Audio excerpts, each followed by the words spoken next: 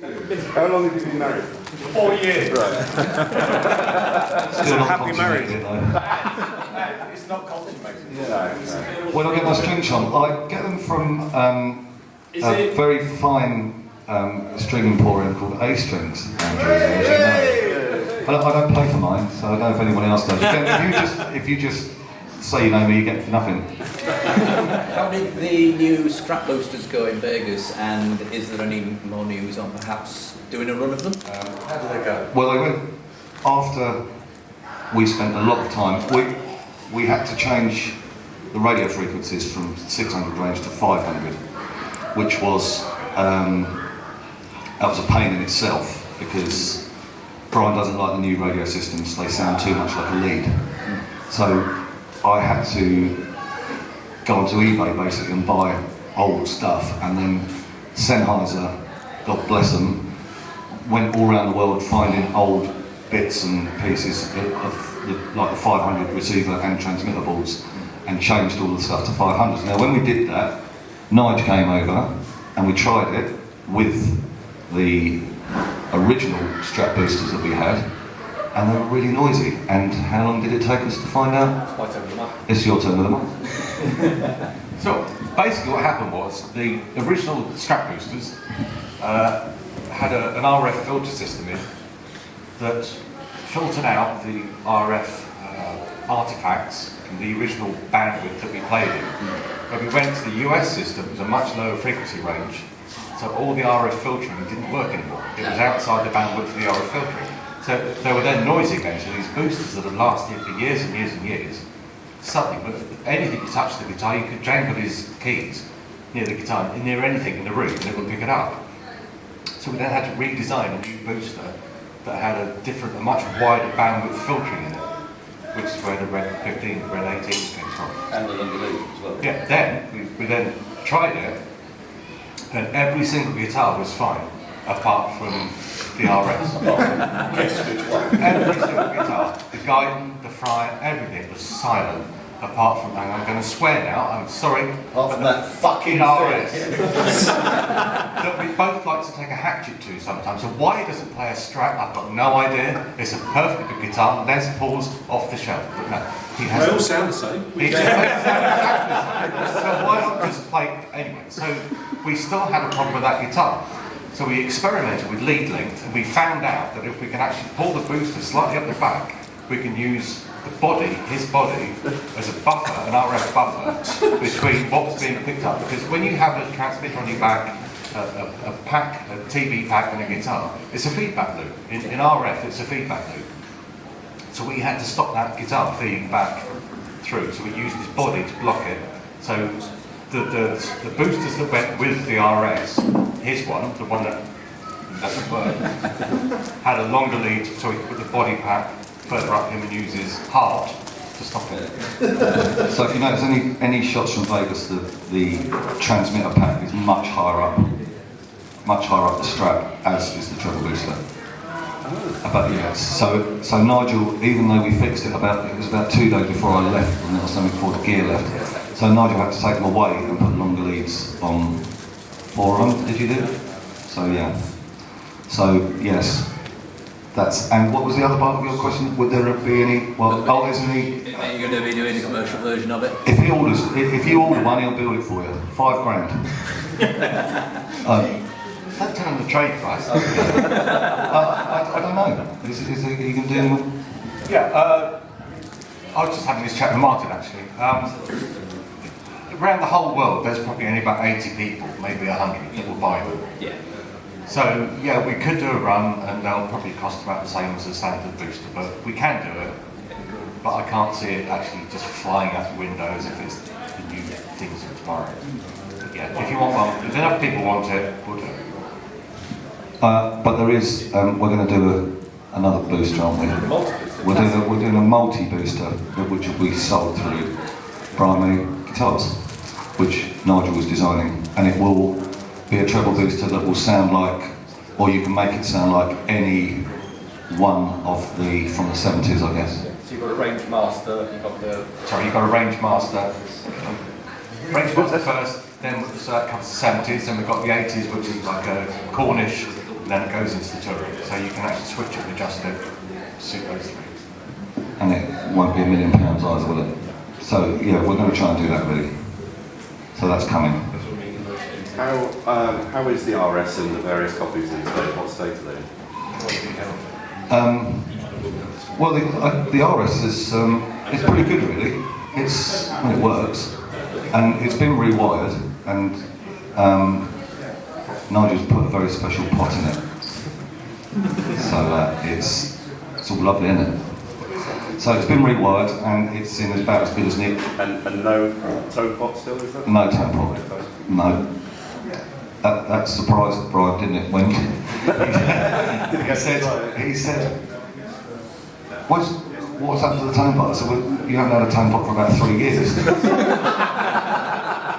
And he said, why did you take that out? And I said, well, I did tell you. I said, it's not the type of thing I just do. I said, but it's just another thing. We were having problems with a noisy, it was RF, we were having problems with that part of the circuit. And so I just said to Brian, well, you never use it, why don't we just take it out? So he said, okay. I think that's the same time we mounted the pot to the Yeah, mount the pot to the scratch plate, yeah.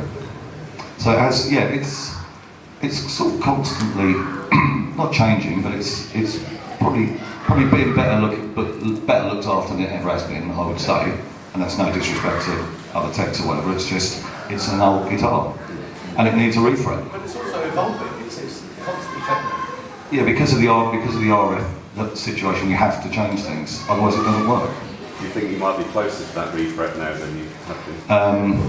I really hope not. Right. Guyton shitting himself. Every time he sees that guitar, say, refret. Actually, he's not shitting himself. He's very confident now, Guyton, and he said, no, I'll do it. If it needs doing, I'll do it. Yeah. So if it needs to be done, I'm really hoping not. I think what will happen is the day that Brian drops dead is that guitar will just fall apart in a big pile of dust right next to him. Yeah. So I'm kind of hoping that's going to happen. So yeah, I mean, we don't like taking it apart. It's not a nice thing to have to do because of what it is. And you kind of have to forget about what you're doing. Yeah. Because when you're attacking it with screwdrivers and chisels and, you know, crap yourself. Yeah. You have to forget about what you're doing, don't you? Hammers, stuff. But we've had that fucking thing apart so many times in the last 3 years that it's kind of, okay, let's take it apart again. When the leg of the pickup falls off or something, you just go, Yeah, the leg of the pickup fell off mid-tour. That was quite amusing. Yeah, mid-song. Yeah, and he gave it to me. It was really strange because the leg had fallen off, so consequently, I should put that down. Consequently, when he was playing the guitar, the pickup would fall forward onto the strings, and it would mute the strings. And he was saying, the broken string. I put it down on the bench, and of course the pickup would flap back down again. And I'd be like, and I'd give it back to him, and he'd go, the string's gone. We'd go, it hasn't. But that's the type of thing that you and suddenly it was like, but that's what's happened. So I think I just velcroed it back on, didn't I? I think recently with the tuner, the tail pieces, the tremolo was wonky. And Dad had a look at. You kept going out of tune every time. Yeah, it kept going out of tune. Yeah, and what it was, we thought it was the trem had worn, and it was moving about inside where the knife edge is. But it wasn't. It was the holes in the headstock had become just worn over time, and so the tuners are moving. Yeah. So they've been shinned out now, and it stays in tune better than it ever has done. Really. Yeah. So, yeah. I have to ask, is Brian still using the Transporter as a warm-up guitar? Yes, every day, he loves it. Oh, that's good. Yeah. Chuck. It's a fine guitar. And yeah, he loves it a lot. And yeah, we're still waiting for it. The good thing about it is his PA is about 4'11", and she used to have to carry the scallop fret around, and now she's got this little thing. She loves it. So yeah, a bit of thank you from her. Is it a Louis Vuitton bag now? Is it what? Is it a Louis Vuitton bag now? No, it's still in the proper case. Yeah, but yeah. Has Brian ever considered going back to more of the 70s with the phaser? No. tones? Any reason? Because he's obviously favoured it a lot of the time. I think he's got used to not having it so much now, and we did use one the other day. I'll tell you what we used it for. We had to do the Foxx Phaser out because he was re-recording something for the film, and he needed that sound. So I dug out the Foxx Phaser and he played something.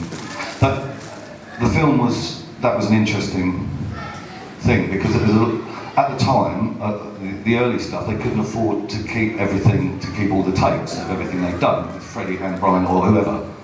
So consequently, when there's shots of them in the studio, the only footage or the only recordings we had were really good. And of course, when you're playing in the studio, there's going to be fuck-ups, and there wasn't any because they hadn't kept the tape. So Brian had to play, at one stage he had to play the Bohemian Rhapsody guitar solo wrong, because they didn't have any takes of him not playing it wrong. It was all just the last one. So he had to play, which was fucking weird. If you hear anything to do with Bohemian Rhapsody and it's not the original, it sounds so strange. There are vocal takes, I think, of Freddie singing either different words or when he didn't know the words, and it's so weird to hear. It's just, but it's, yeah, so the Foxx Phaser, yeah, we did dig one out, but no. Same as the Digitech. Sorry? Same as the Digitech. Yeah, same as the Digitech, yeah. Don't believe us that we Well, what's that? Yeah, the Digitech, yeah. It's in the film as well. Did he use that for the film? He's using it live. Yeah. He's using it live for... used it for the film. That's right, he did, yeah. Because I have all his boosters. That's right, yeah. That's right, he had all the boosters, because he was repairing them or doing whatever. And so we had to use the Digitech pedal for that vintage sound. And it was great, it sounded great. Yeah, but we are using that live now. Just for it was on Tear It Up, when they were doing Tear It Up, but he's using it for the slide solo in Time Other Down. So he doesn't have to hit all the switches and stuff, which is always a pain, because he hits the wrong one. So basically amplifiers it, but... Yeah, but the last 2 gigs in Vegas, I had it on the wrong setting. I must have knocked it round onto the Keep Yourself Alive setting. So he played the guitar solo, and he looked over at me, and I was like, I could hear it. It was phasing, he was playing the slide, and it was phasing away like mad, and I was like, I don't know. So he sort of looking over quizzically, laughing, and I saw it afterwards, and I thought, oh, I must have knocked the setting round. And he went, actually, sounded quite good, leave it. So I was like, okay. So the last 2 Vegas shows, the slide solo is him on the phaser setting. But on the Keep Yourself Alive model? Yeah, on the Keep Yourself Alive, and not the Time yeah. Other Down. Right. Yeah. Interesting. Nigel? Yes. Can you tell us about the DE plinth? I think it was. Oh, that's exciting, isn't it? That is exciting. You tell us about the DE plinth. That's really good. So, the DE plinth. Pete said to me, can you build a power supply for the DE? And I said, yeah, but it needs to be a very special power supply with so much protection in that if anything went wrong, it would just shut down rather than damage the amp. Because I don't want to be responsible for that thing going. So not the one that you'd already made, the dabs thing? No, that's fine. Yeah. That will protect the amp, but not to the extent if you got something got a power surge or something. I was not going to be responsible for that. So I said it's going to need a bigger board. So we built it into a plinth, so it can sit on it and have a power supply inside. And he said, yeah, while you're at it, put a fucking treble booster in there and everything else, as Pete does. He comes up with these great ideas. No idea how much it's going to cost. He is an ideas man. I think it's the best way to describe it. Yeah, I can't, the list is endless of the ideas that Pete comes up with sometimes. And it takes 15 coffees sometimes just to get to the end of the list of Pete's ideas, and that's just for garden gnomes. It's true. My first conversation with him when I went to Adeson was, oh, you build theme parks, can you guys make some garden gnomes in the form of a rock icon? And we'll call them... Rockeries. Okay, it's a bit random, we'll give it a go until we come up with some prices. That's not fucking bad now. So anyway, having then said we're going to do a plinth, we're going to do a power supply, let's stick a treble booster in there. I thought, next door, bouncy castle, stop it. I thought, while we're there, why not put interfacing in so we can record direct from the treble booster with an interface straight to the desk, re-record it, back out. So we now have a system that you can record, you can plug Brian into the DK, he can get all the feedback he wants, he can record the treble booster output straight to the desk, you then reroute that back to the plinth, it'll then play through the DK amp. So if you want to add any effects, you can now re-record through the DK amp. You can also take the DK plinth downstairs, plug it into the AC30, get all the feedback you want from an AC30, then take it back upstairs, route it through the DK, and record that feedback through a DK. So you can have constant feedback, anything you want from any of those amp sources. So that was the idea behind the plinth. It's a work of genius. It is a work of genius, I have to say. Honestly, I'm as good as they say. He's better than that. I am better than that. Better than that. That's the NAX unit. Thank you. What about the unit that you built for him to use for Kerry, so that you could play the amps at a lower The volume? AC-Deacy. Yeah. Is that going to carry on? Are you going to work? Did he like it? Is it? Right, so it worked to a point. Brian used it, he wasn't totally, Not totally. yeah, it's about 80% happy with it. And it's for playing his kind of stuff at low levels, he just wanted so much feedback through the monitors, and they had a shitty monitor system for that gig. So there's nothing coming back, so there was no feedback, so he couldn't sustain notes like he's used to. And it's all down to feel with him. You know, as long as he feels he can control it and do what he wants, he's happy. So if you whack that system through the desk, it sounds okay and you can do it, but it's kind of like got to the bottom of the pile. And it does need a lot of work. I know damn well we can make it work, and especially with the Vox new tubes, so we can actually make a valve version. So it's on the back burner, but at the moment, until people stop giving me work, I'm not going to have time to play with it. Peter and everybody else. Have you done his pedal board yet?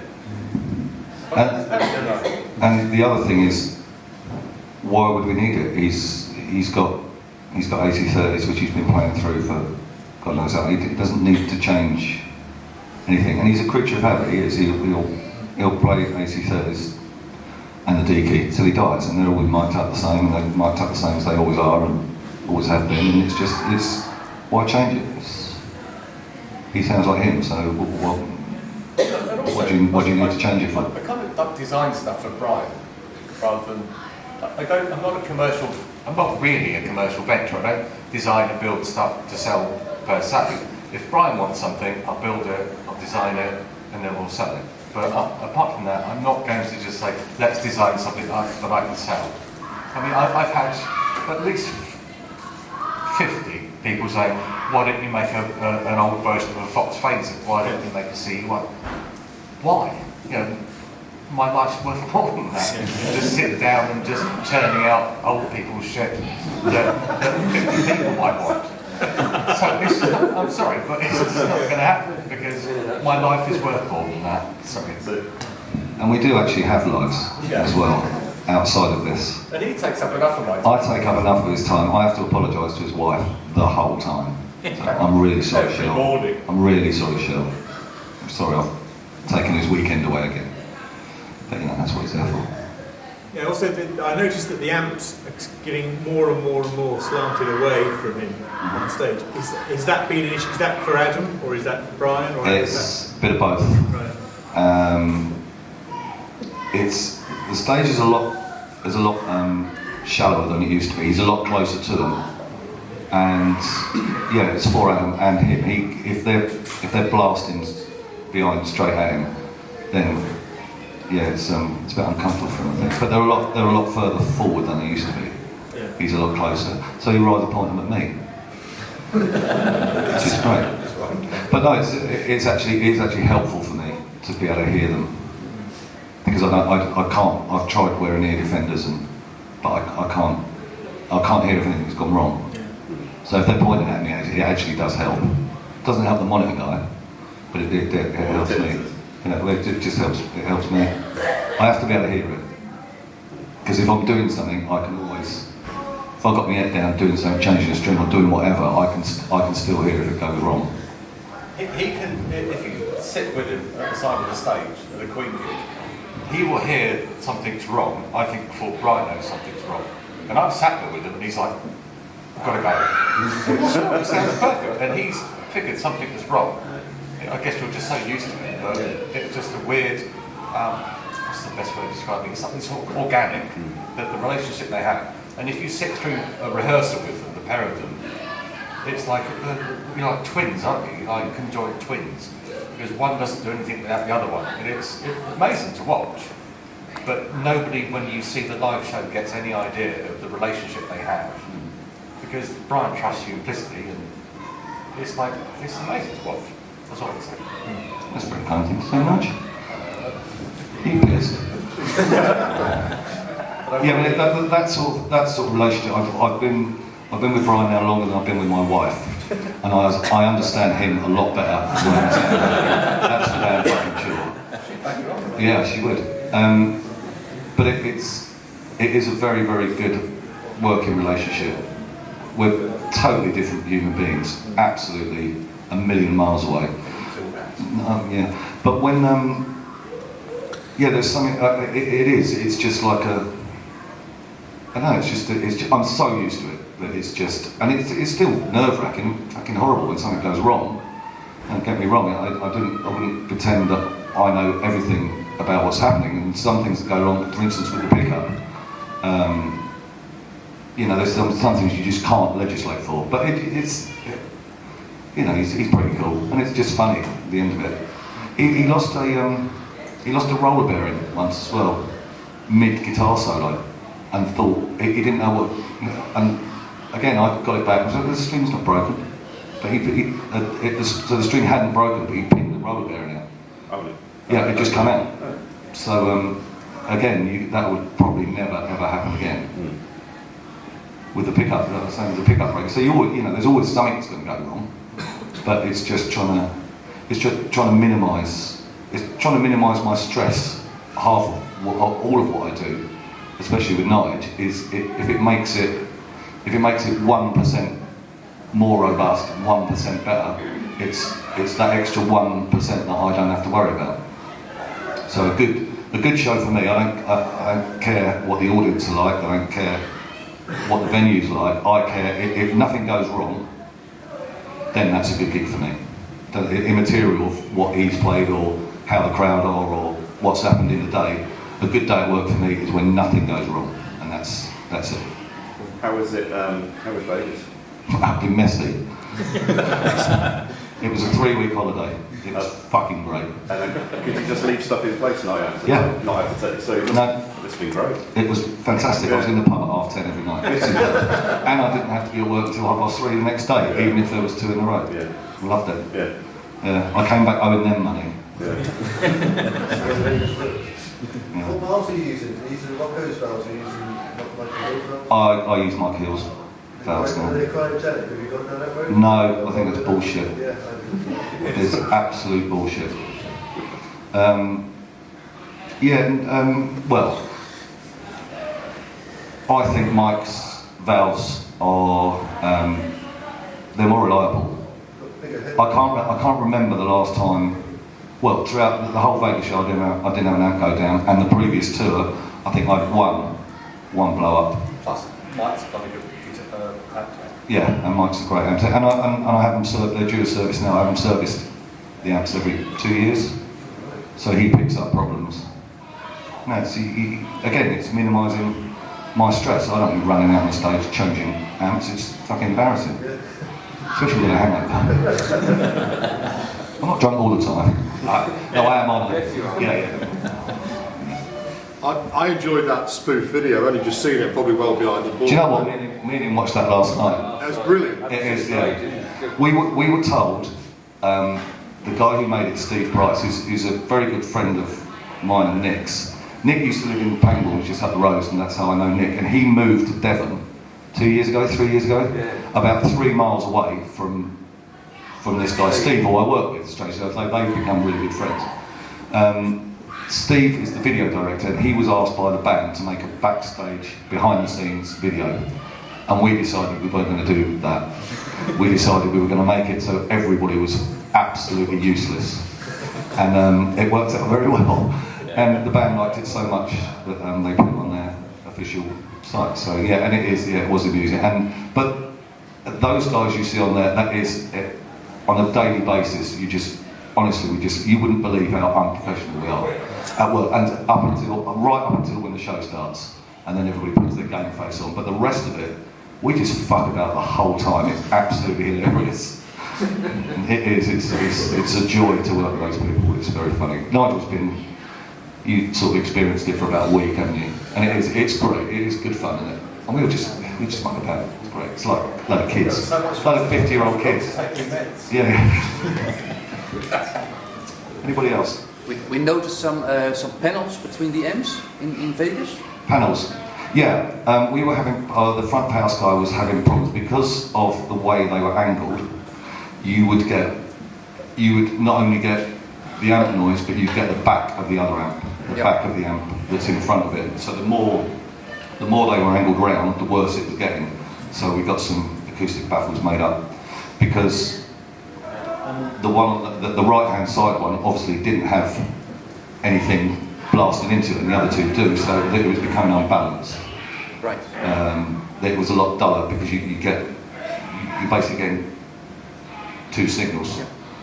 So you're getting the amp, but you're getting the back of the other amp on two of them, but not on the other one. Yep. So we just, baffles made. Just made them up in the afternoon. Knocked them up. Bit of MDF, yeah. Bit of foam, yeah. Bit of badger hair. Yeah. Very bright. You can cut that bit. Sorry, you won't see it. You don't know how to work the internet. It's brilliant. Have you got any news on the BMG Tri-Sonic pickups that were going to be the Adeson replacement type thing? What, for the Supers? Yeah. That has been a ball ache, but yes, they're coming. But it's been a ball ache, and for various reasons, manufacturing, and we still want Adrian to be involved, and he's not been that well, has he? He's not been that well, and I don't think he wants to make them. So, but we completely understand. The thing about Adrian, he's absolutely passionate about the pickups, and he won't let BMG build anything. But no, I've not been that involved with the pickups, but I just know that Adrian will not let go.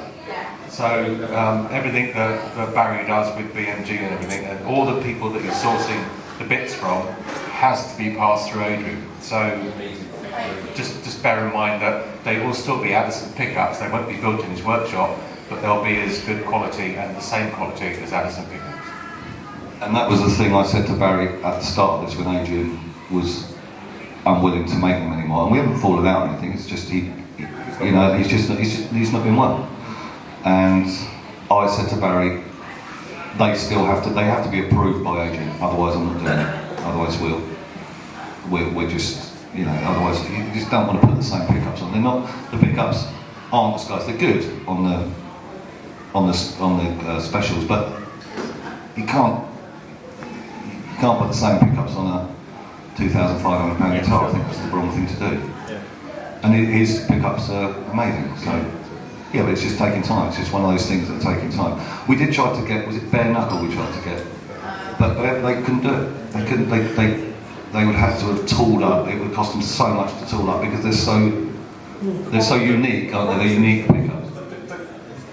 The quantity just isn't there. If you went to bare knuckle and said that we want 250,000 of these a year, they'll do it. They'll do exactly the same spec. But you're not going to sell that many guitars.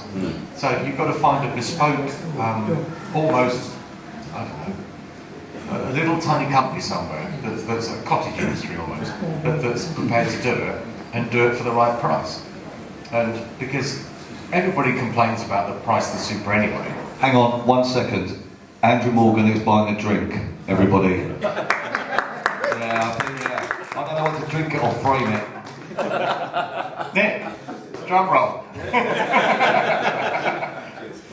So anyway, it's a difficult scenario to be in because everybody complains about the price of the Super and the price of BMG guitars. They are good for what they are. I'm not even a salesman, but for what you get, they're bloody good instruments. But if we actually went to like bare knuckle and said, give us 3 Tri-Sonics, they're going to charge you about £250 or more a pop. Yeah.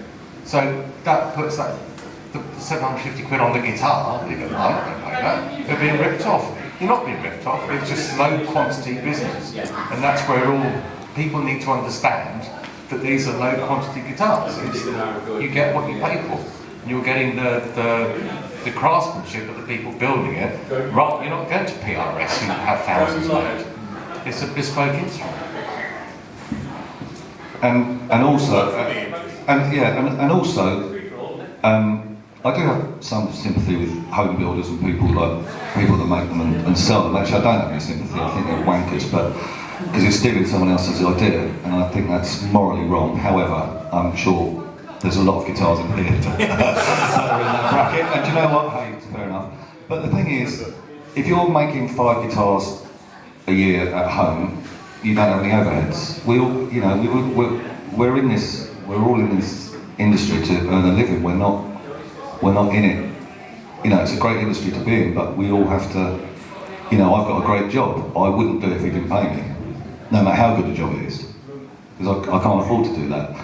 It's the same with BMG. They've got an office. They've got people. They've got accountants. They've got stuff to do. They've all got overheads. Everyone's got overheads. Whereas home, like a small company like who's that dickhead in America? What's his name? No, not him. Dick Turpin. What's his name? No. What's his name? RS Guitars, whatever it is. Everett Wood. Yeah, he has no overheads whatsoever, and his guitars are okay, but he's not got any overheads. He's a pirate. He's a pirate, and he's ripping. He's ripping someone else's idea off. I just think that's wrong. I think it's fine for home builders. Fine for home builders. Don't sell. Simple as that. Yeah, and the moment they say, a lot of these guys will say, well, we'll donate some of the profit to the Mercury Phoenix Trust or to Save Me or whatever. As soon as you do that, that's an official, it's okay to do that. So you can't do it, because then it becomes official. If Brian says, well, have the deed, but you can't, because then it becomes, oh, well, Brian said it's all right if we do this, and he's not saying that. That's not what he's saying. He just doesn't like it. It's him and his dad's idea. It's wrong. You wouldn't do a version of We Will Rock You and put it out as your own, would you? It's exactly the same thing. But you couldn't do that. You wouldn't be allowed to do that. Whereas with this, there is no copyright. There is no. Nobody can be asked to chase these people around. Yeah, there's a moral issue to it. But can I just put a rider on that? I think the problem is for a lot of people. I am a home builder. I build for myself. I've got a room full. They don't go anywhere. I've still got them all. A lot of people say that the special. I think the bridge they don't like, and also we don't seem to be sure whether it's hollow or not. Now it is it? Okay, yeah. Because there's one there, and people are knocking on it, can't hear anything, and there's another one that's marked, and you can hear. I'd be horrified if it was.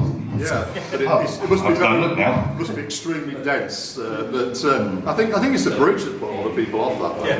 Yeah. Other than that, I think they're great, and certainly they're not that issues. I think the issues with the post coming out or the post cracking on the bridge. Just because it's not made of aluminium and it's square. That's what we're talking about. Super. Again, it's all down to cost. It's all purely down to cost. If you want an exact replica, you have to pay Guyton £7,000 for it. That's it. That's how much it costs. I think you mentioned on the BMG the situation with the bridge cracking and all of that. What's the sort of current thinking on that, if you like? That's been addressed. Because I think that the new ones have still got it. Or certainly some have, and obviously. The thing is, this is something that manifests itself 4 years after the guitars are out, and again, you can't. Yeah, you can't predict the future. So but once a problem has been identified, then it will be dealt with. Don't use the whammy bar. See, you know. That's shit anyway. I've got a question from someone watching on Facebook. Lee Spate asked, you mentioned that you dug out an old Fox.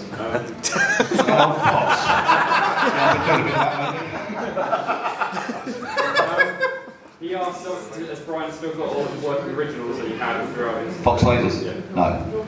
He hasn't got a Foxx Phaser, not an original one. You mentioned... Has he? For the film one. Oh, in the 85, yes he has. Yes, he's got one in the 85 pedal board. We should resurrect that, shouldn't we? No, shouldn't. What was the one you used? It was one I got off Morgan. It was a reissue one. Oh. And yeah, not very good. They're not very good. Shit. You should make those, shouldn't you? But original gear, he has, going back to the film, I was contacted by the props department and they couldn't identify some of the guitars that were in old shots of like Rockfield, but he still has all the stuff. He still has that white Burns Bison. He's still got his Echoplexes from back in the day. He's still got the Echoplexes his dad made. Yeah. He's got The Dillaway. the Dillaway. They were like, what the fuck is that guitar? And I went, I know exactly what that is. So that is in the film. Yeah. So I rocked up with a load of vintage amps, a load of vintage gear. It's actually amazing that I think the level of detail that you've gone to, just from the photos we've seen, obviously none of us have seen the film, but actually it looks as if you've gone to a lot of detail I think people weren't even reasonably expecting you to go to. You know, things like digging out that acoustic from the back of the room and Yeah. you know, like, the Well, white. it's got to be right. The thing about working for Roger and Brian is you see it through the whole part of what they do. Nothing is done half-heartedly. Yes. Everything is done to the nth degree, I would say. Some things are. Well, things are. It has to be right. It's got to be right. Yes, Brian will like look at something and he'd say, yeah, like with the Deacon. When we had the Deacon, the final sign off the Deacon, he played it, he went, fantastic, absolutely fantastic. Great. And he went, and then he'll sit there and ponder it for a minute, then he'll play A, B, and go, yeah.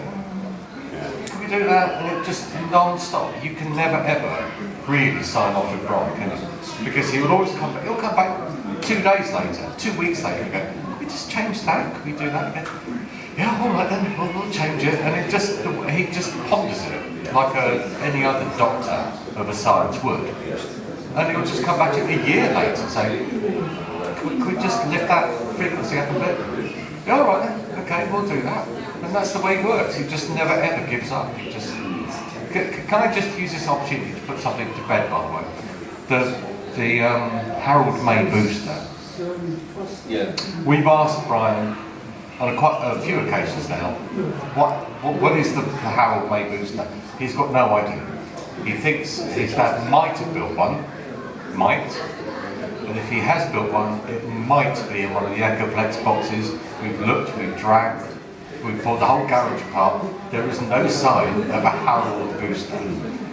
So, And I think no recollection of John Deacon having made one either. well, Which that's the problem. A lot of it's hearsay that's ground momentum as it's gone along. Yeah. We've pulled everything apart and we cannot find anything.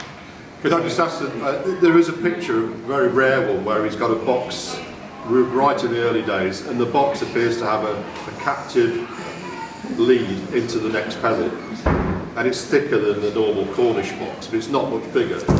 No idea. No idea what that The is. problem is, our source of information is Brian and Pete. And Pete's got no recollection, and we've been through all the rooms in the house, we've been through the whole of Adeson, we've been through the garage, nothing. So Brian doesn't know, there is nothing in storage that says it, so we cannot add any further to that myth or whatever it is. So if it did happen. There was a point in time where, was it the Rangemaster got nicked or lost or whatever it was? And what There was one, well, I was just going to say there was one point in time, one of the techs he had, Brian arrived at a show. He said, "The guitar doesn't sound very good." And he went, "Oh no, I got rid of that silver box. I didn't think you needed it." So that was obviously a treble booster, and the tech just, and so that might have been the Harold one. We don't know. Yeah, he just said, I didn't think you needed it, so I took it out of the circuit. I was like, what? Okay. So yeah, that was. I don't think he lasted very long then, though. You might sit right. The problem is, there's probably people in this room that know more than me, Pete and Brian put together about things he's played, but we don't. We know nothing anymore. And once something's out the rack, I couldn't give a shit about it. I just couldn't care less. I couldn't care less what he used to play in the 70s. I really couldn't. it's of no consequence to me what he used to play in the 70s. I'm just interested in what it sounds like now, because that's my job. I don't have to know about his 70s gear. I don't want to know. Was there ever any use of that stuff though for the film, like the old boosters and things? Yeah, but they weren't plugged in. Gwynn actually learned to play quite well, but there's also a finger double that they employed as well for close-up shots. Dave Calhoun, a friend of mine, I got him the job. But it was purely for just authenticity. It's just and Roger's drums there. However, some of it, if you look at the Live Aid shot, the amps are wrong. The first thing I said is all the amps at Live Aid with grill cloths were black, and some of them are brown, like that. And the first thing I said, and I walked up, they went, "What do you think?" And I went, "Grill cloths are wrong." And they went, "Are they?" Yeah. And I went, "Oh, it's a bit late now." So, okay. So if you look at Live Aid, but you know, hey, who gives a shit? Sorry, it's not meant to be a documentary, and it really isn't a documentary. Do you know if any of the old actual treble boosters from back in the day were used in recording? Recording? Soundtrack recording, and you know, little bits of foley. No, I don't think so. So it's Wouldn't just have done that far. more modern stuff? Sorry? Sorry. You know how you said that you'd used the Digitech for something on Yeah. the film? And did you ever dig out old Cornishes to do that sort of sound? Or? I had them all. No, he had all of them. So it was what? It was cats? I think probably was a cat booster. Yeah, for everything. Can't remember. It's whatever. I said it before. It's just a booster. There's 3 boosters downstairs near the amps. Whichever one's got a battery in it, we use it. Let's put more onus on the booster. Yeah. Yeah. Brian doesn't know what booster he's using. I plug it in. He starts playing, and then we all go home. It's as complicated as that. He doesn't know what's in his rack. He has no idea what effects are in there, how I do stuff. He don't care. He just knows that when he turns up, it sounds the same as it did yesterday, and that's all he cares about. So I do all his pedals, apart from the wah-wah, and that's it. And he just concentrates on playing and running around. And that's the way it should be. He doesn't care. He never comes over and goes, "What's that?" He just doesn't care. He doesn't care, or it's just not something he's interested in. Unless he says, "I don't like the way that sounds." If he says, "I don't like the way that sounds," or "I want to change that," then I change it. If he doesn't say that, I don't change it. I don't change anything. Early 90s, he stopped the gig, first song, he stopped the gig and he said, "I don't sound right, I'll come back in 10 minutes. Does that ever happen again? No, that's not when I was working for him. No. Was it? Where was it? Was it on the Back to Light tour? Yeah. I know there was gear issues at that time. It was also the first tour I think they used a radio system, and that was problematic, as radio systems are. So I have sympathy for the tech, but I think he'd been with Brian quite a long time now. That was Brian Ellis, and I think he'd had enough. That's my gut feeling. He's a lovely guy. I just think he'd had enough, and he was there at the height of their popularity, and it takes its toll on you. Cover your ears a minute, by the way. The one thing that's happened since Pete's joined is that where other guitar techs go, "I've got to keep him going, I'm going to change this, I'm going to do that," I just keep going, the system's there. Pete, from day one, has gone, okay, because he comes from BT, so it's like a BT mentality. Yeah, this is great, but let's make it reliable. And everything he's done is just like slowly chipped away and said, let's make this reliable. That's failing now, because everything else is more reliable. That's failing. Let's look at that. And he's got this a knack, I suppose, of just bringing the right team of people together to say, let's make that rig reliable. That's all he's concentrating on. We're all the people involved have gone, look, we understand the challenge, we can't change the challenge, it's great, it is what it is. But let's make it reliable, and that's what there's like me, Mike Hill, and Guyton, all of us together. We just sat there. Let's do what we can to make this reliable. and that's down to him. He's actually done it, and I don't think you've had a failure, have you, really? You've never had a failure of any form during a gig. Apart from the pickup falling out, but that's Brian's fault, he built it. So that's his legacy. That's what he can walk away into the sunset and go, look, these were the most reliable years of Brian's time. And that, I think, deserves a bit of applause. Well, it's not. I'm not going to pick him up anymore because he owes me a beer. But when I started working for Brian, he would constantly come over to me and say, is everything all right? Is it working? And I'd look at him and go, yeah? So he was obviously in that mindset where he wasn't confident in the gear working from the sort of back to the late 90s, sorry. He would constantly ask me, is everything all right? And I go, yeah, it's fine. Does the guitar work? I go, yeah. But he would, and he doesn't ask me that anymore. He hasn't asked me that for. He doesn't come over. I give him the guitar. He goes and plays it. That's it. Doesn't worry anymore. Because I think he has confidence now in the gear, and it's down to these guys that I know what I want to do, but I'm not technically gifted enough to do it. Not like him.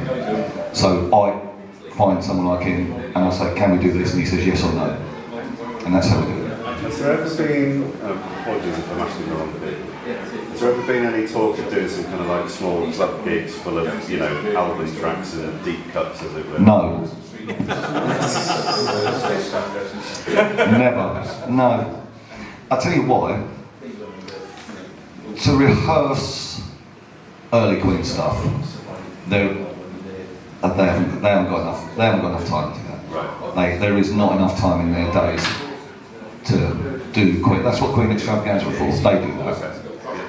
That they haven't. Also, it would be great for die-hard Queen fans to see that stuff. But 95% of the people there want to hear, "We will rock you. We're the champions. No one bites the dust." Da, da, da, da. Yeah. They don't want to hear. When we're in Vegas, "In Love My Car" comes on, everyone's going, Yeah. "What's this? Great song." Don't know. They're not interested in it. And most people who go to a Queen gig, they want to see the hits. And I wonder if they could just do something special though and market it as such. but what would be the point? You do a one-off gig, it would take them a month to rehearse it. What are they going to do? We've got millions of lives, thousands of man hours. What's the point? It'd be lovely to think they would do that. But they did play One Break Free in the end. Yeah, with John Deacon. Last time I saw John was in a pub in Putney during the Made in Heaven sessions. So no, I don't have any interaction with John. Does he do anything for the film? Or has he? No idea. Don't think so. No idea. Watched it? Does he No idea. No idea.